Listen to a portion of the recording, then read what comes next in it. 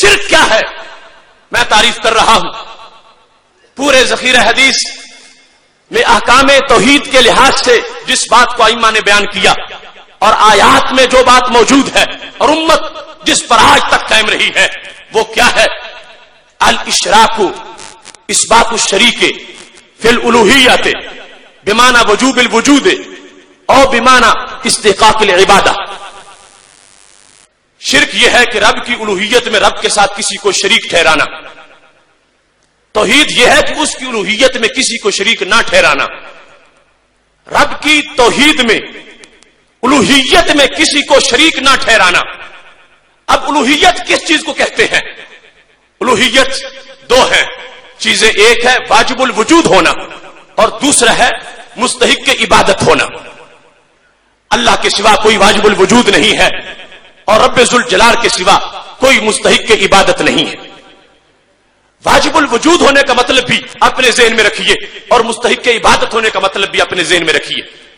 واجب الوجود یہ ہے کہ خالق کائنات جل جلالہ ازلی ہے، ابدی ہے، دائمی ہے، ہمیشہ سے ہے، ہمیشہ رہے گا، نہ موت اس پہ نہ فنا ہے، کسی طرح کا کوئی زوال اس ذات پہ نہیں ہے. اور جو اس طرح ہے اس ذات کو واجب الوجود کہا جاتا ہے.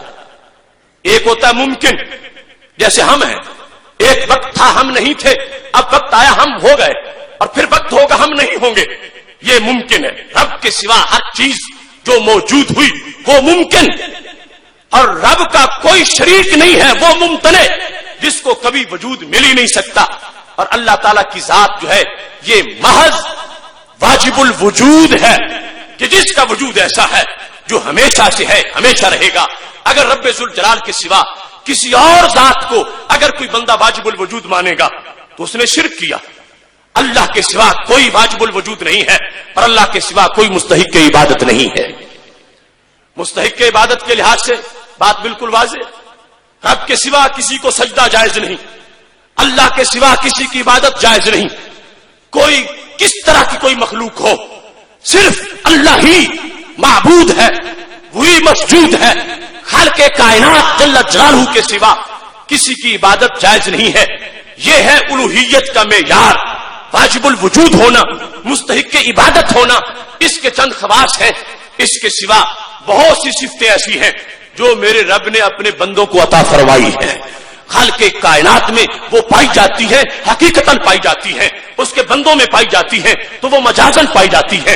اس کے لحاظ سے یہ جو صفتیں ہیں، مشکل کشا ہونا، مددگار ہونا، یہ معیار الوہیت نہیں ہے. حقیقت میں جس کی بھی مدد کرتا رب کرتا ہے، لیکن رب ذوالجلال اپنے بندوں کو اپنی قدرت کا مظہر بنا دیتا ہے. اگر کوئی کہتا ہے کہ معیار الوہیت یہ ہے کہ مددگار ہونا، تو میں کہتا ہوں بدر میں فرشتے بھی مدد کرنے آئے تھے. مددگار ہونا آیات قرآن سے ثابت ہے. اب یہ توحید نہیں کہ کسی دور میں تو توحید ہو اور کسی دور میں وہ شرک بن جا. جو توحید ہے ہمیشہ توحید ہے، جو شرک ہے وہ شرک ہے. بدر کے میدان میں جب فرشتے مدد کر رہے تھے تو اس وقت بھی توحید توحید ہی تھی، یہ شرک نہیں تھا. تو کیسے توحید ہے؟ اگر معیار الوہیت مددگار ہونا ہوتا تو پھر فرشتوں کو کبھی مددگار نہ بنایا جاتا. چونکہ الوہیت مجازی نہیں ہوتی، الوہیت عطائی نہیں ہوتی. اگر فرشتے بدر میں مددگار بن جائیں اور یہ قرآنی فیصلہ ہو اسے شرک نہ کہا جائے تو پھر ماننا پڑے گا اللہ کا کوئی بندہ اللہ کی اذن سے اگر مددگار ہے تو یہ قرآن کا فیصلہ ہے، لوگوں کا گھڑا ہوا دین نہیں ہے. اس سلسلہ میں یہ بات ذہن میں رکھیں، میرے رب کی ذات میں بھی کوئی شریک نہیں ہے اور میرے رب کی صفات میں بھی کوئی شریک نہیں ہے. شاید کوئی سوچ رہا ہو تم تو کہتے ہو اللہ بھی مشکل کشا ہے، اللہ تعالیٰ کے نبی علیہ السلام بھی مشکل کشا ہے، تم رب کو بھی مانتے ہو، تم داتا صاحب کو بھی داتا کہتے ہو. تو میں یہ بتانا چاہتا ہوں، یہی وضاحت کرنے تو ہم بیٹھے ہیں، میرے رب کی ذات میں بھی کوئی شریک نہیں اور اس کی صفات میں بھی کوئی شریک نہیں. دیکھنا ہے اس کی صفتیں ہیں کیسی اور اس کے بندوں کی صفتیں کیسی ہیں. میرا رب غیب جانتا ہے، اس کو یہ غیب کسی نے بتایا نہیں، وہ خود جانتا ہے. اور میرے نبی علیہ السلام جانتے ہیں تو رب کے دینے سے جانتے ہیں. شرک تب بنے گا جب رب کی صفتیں یا تو معاذ اللہ عطائی مان لی جائیں، تو پھر رب کے محبوبوں کی بھی عطائی، رب کی بھی عطائی تو ایک جیسی بن گئی، یا جیسے رب کی ذاتی ہے ایسے رب کے بندوں کی بھی ذاتی مان لی جائیں تو پھر بھی مشارکت ہو گئی، اشتراک ہو گیا۔ قربان جاؤں والے سنت تمہارے عقیدے پہ، ان پڑھ سے ان پڑھ بندے سے بھی پوچھ لو کہ تم جو مانتے ہو تو اس کا مطلب کیا ہے، وہ کہے گا رب دیتا ہے، کسی سے لے کے نہیں دیتا، خود دیتا ہے۔ داتا صاحب رب کا دیا ہوا دیتے ہیں، رب دیتا ہے، کسی سے پوچھ کے نہیں دیتا۔ رب کے بندے رب کے اذن کے بغیر پتہ بھی نہیں ہلا سکتے، رب کی توفیق سے جو کچھ کرنے والے ہیں۔ اس واسطے ہم نے اللہ کے بندوں کی صفات ذاتی نہیں مانی، اگر ذاتی ہوتی تو رب کے ساتھ شرک ہو جاتا۔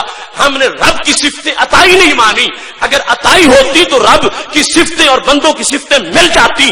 ہمارا یہ عقیدہ ہے رب ذوالجلال کی ذات میں بھی کوئی شریک نہیں ہے اور صفات میں بھی کوئی شریک نہیں ہے۔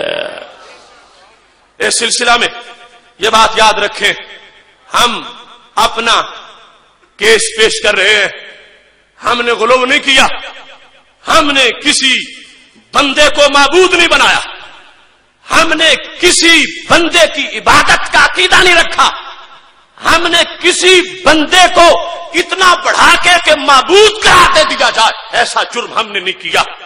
لیکن دوسری کمپنی سوچے کہ انہوں نے رب ذوالجلال کی شان کو کھینچ کے معاذ اللہ کوشش کی، کر نہیں سکتے، لیکن بندوں کے ساتھ ملانے کی کوشش کی اور معیار الوہیت وہ بیان کیا جو شان رب نے بندوں کو بھی عطا فرمائی ہے۔ صرف یہ ثابت کرنے کے لیے ان لوگوں نے دھندا کیا کہ ہم دنیا کو دکھا سکے دیکھو یہ شرک ہو گیا ہے۔ رب کی شان کی تنقید کر کے بندوں کے ساتھ ملا کر انجینئرڈ شرک ثابت کرنے کے لیے دھندا کیا جاتا رہا۔ آج ہم بتانا چاہتے ہیں ہم نے جرم نہیں کیا، جرم کرنے والوں نے کیا ہے۔ ہم اس رب کو مانتے ہیں، وہ رب عظیم رب کہ جس رب کے بندے بھی اس کی عطا سے مشکل کشا ہوتے ہیں۔